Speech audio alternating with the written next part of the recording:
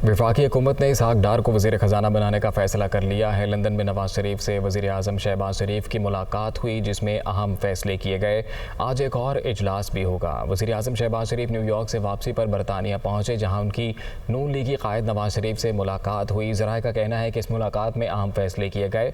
मुल्क की मईशत को संभालने के लिए इसहाक डार को वज़ीर ख़जाना बनाने का हतमी फ़ैसला कर लिया गया। वो 2 रोज़ में पाकिस्तान पहुँच कर अपने अहदे का हल्फ उठा सकते हैं। ज़राए के मुताबिक इसहाक डार वज़ीर आज़म के हमरा तैयारे में पीर की सुबह इस्लामाबाद पहुंच सकते हैं। ताहम इसका हतमी फैसला मुस्लिम लीग नून की आला क़यादत के आज होने वाले इजलास में होगा।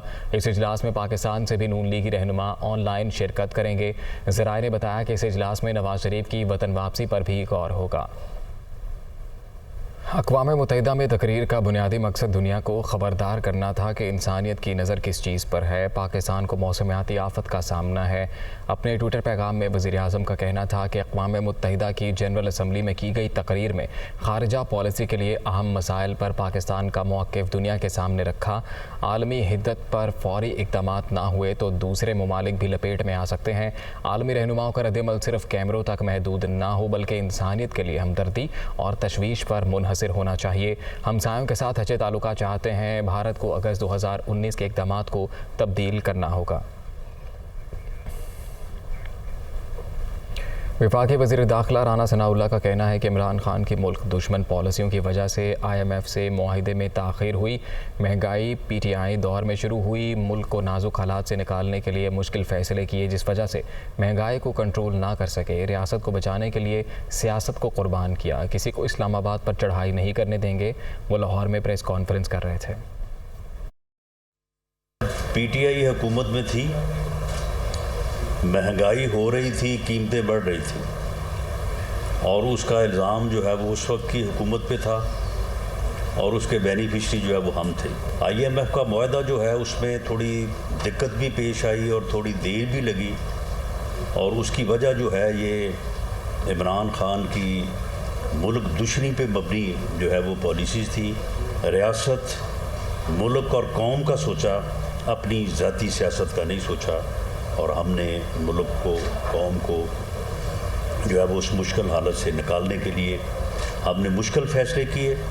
उन मुश्किल फ़ैसलों की वजह से महंगाई हुई। मुसल्लह जत्थे को लेके चढ़ाई करेगा तो उसे रोकने के लिए हमें लाज़िम बात है कि हमें जो हमारे पास लॉ इन्फोर्सिंग एजेंसीज़ हैं उनको जो है वो बरूए कार लाना पड़ेगा।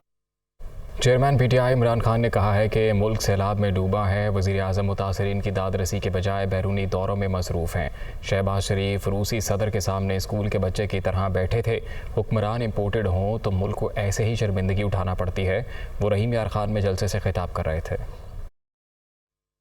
अज़ाब आया हुआ है, अल्लाह का इम्तिहान पाकिस्तान पे आया हुआ है। लेकिन मुझे अफसोस हुआ कि हमारा क्राइम मिनिस्टर और बिलावल भुट्टो दोनों अमेरिका गए हुए हैं। एक तरफ शहबाज शरीफ भीख मांगने जा रहा है और दूसरी तरफ जिनसे भीख मांग रहे हैं उनको शो मारने के लिए सबसे महंगे होटलों में ठहरे हुए हैं। अगर हमारी कौम खड़ी ना हुई और इसी तरह के चोर हमारे ऊपर मुसल्लत रहे, ये याद रखो इस मुल्क का कोई मुस्तकबिल नहीं है। FIA के केस में शहबाज शरीफ और उसके बेटे को सजा होने वाली थी 16 अरब रुपए की। इनके केसेस रोके गए और बाहर से साजिश के तहत हमारे ऊपर इसको मुसल्लत किया गया।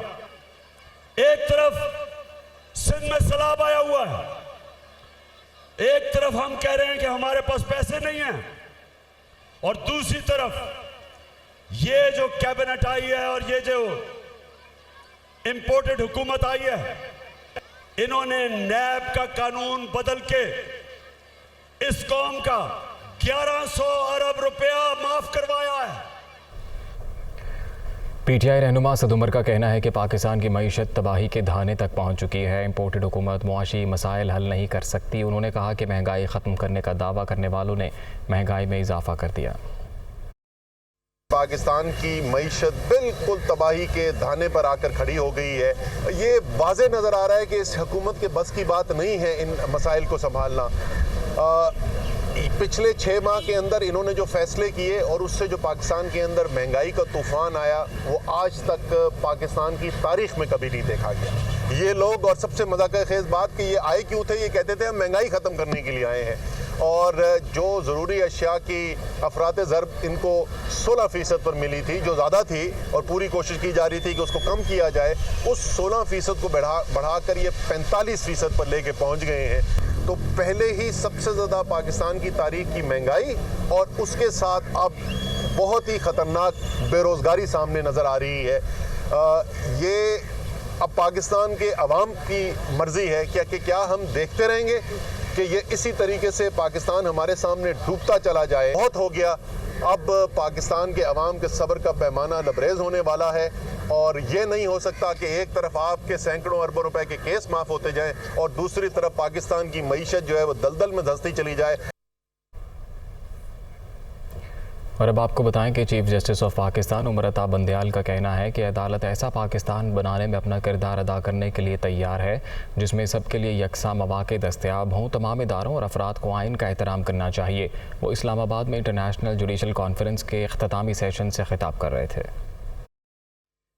The court is committed to play its part in helping to build Pakistan which is equal for all.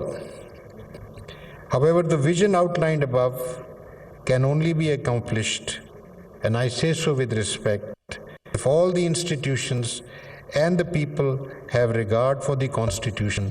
The proposals of the esteemed panelists on the way forward for the justice sector have instilled in me a renewed faith that with the right people and the right energy, Pakistan can soon become a nation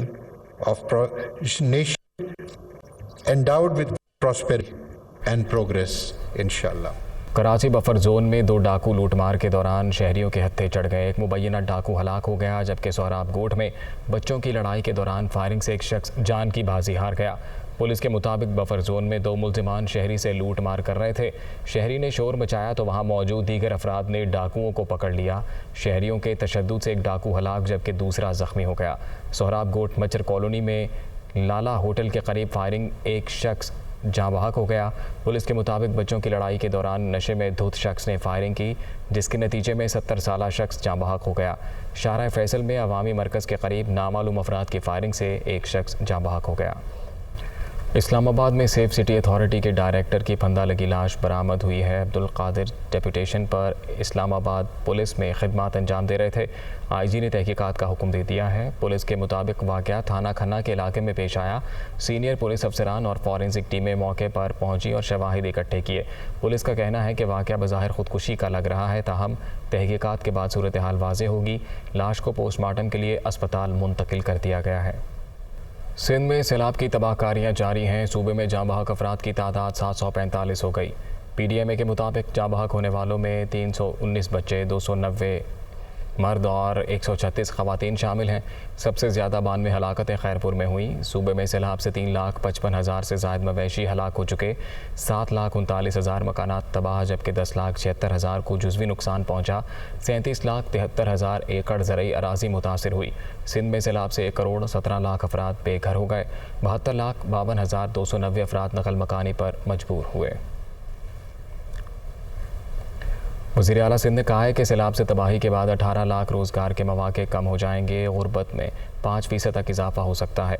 Murad Ali Shah से world bank south Asia region के नायब सदर की सरबराही में वफ़द ने मुलाकात की। वज़ीर आला सिंध ने सूबे में सैलाब से होने वाली तबाहकारियों से मुतल्लिक़ आगाह किया। मुराद अली शाह का कहना था कि सर्विस और ज़रई सेक्टर को 30% नुकसान पहुँचा। 37 लाख एकड़ अराज़ी से ज़ायद पर खड़ी फसलें तबाह हो गईं। नायब सदर मार्टिन रेजर ने कहा, इतनी बड़ी तबाही की कोई मिसाल नहीं मिलती। गंदम की फसल उगाने का मंसूबा वज़ीर आला सिंध की मुआशी दानिशमंदी है।